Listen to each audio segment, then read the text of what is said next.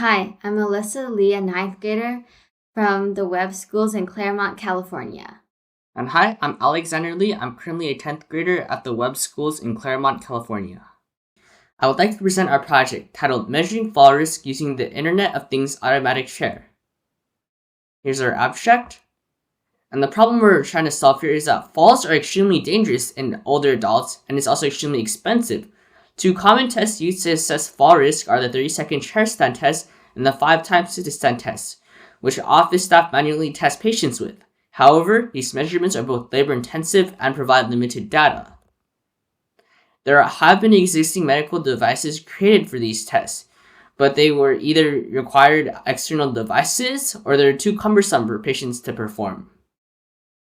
And so for our hypothesis, we believe we could create an IoT chair that was both low cost and could record both of these tests automatically and less labor intensively without any of the previous studies' limitations, while also collecting additional data.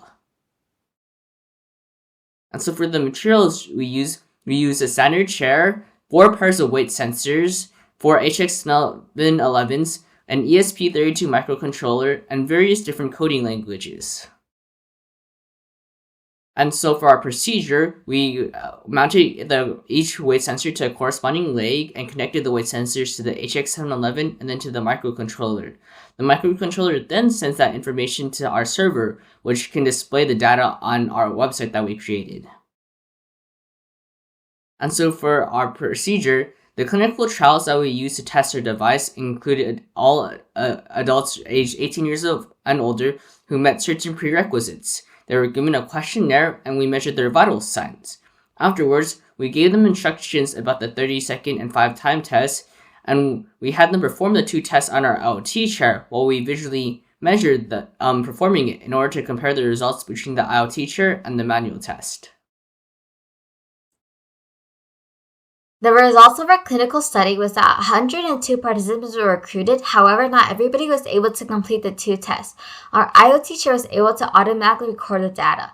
On the left is a graph showing the IoT chair automatically recording the 30-second test and the 5-time test. On the right is an example of the IoT chair automatically recording the weight change. The purple line is the total weight change, while the rest of the colors correspond to each chair leg and its weight change.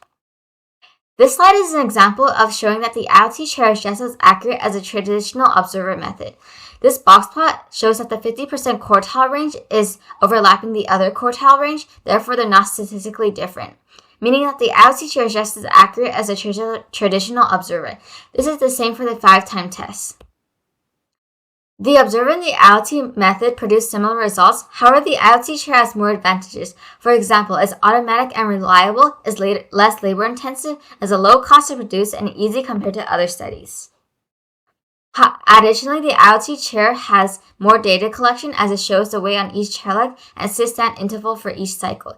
This additionally improves a doctor's ability to determine fall risk, which means fewer falls and decreased mortality. In conclusion, we created an IoT chair that was able to be as accurate as a traditional observer method, however, is easier to use and gives additional data for the doctor to better determine fall risk. These are a few examples of our future works. We want to display the number of repetitions performed in the 30-second chair stand test and the amount of time it took on the 5-time test. We also want to refine the device to be suitable for widespread clinical use. This is our reference cited. Thank you for listening to our presentation.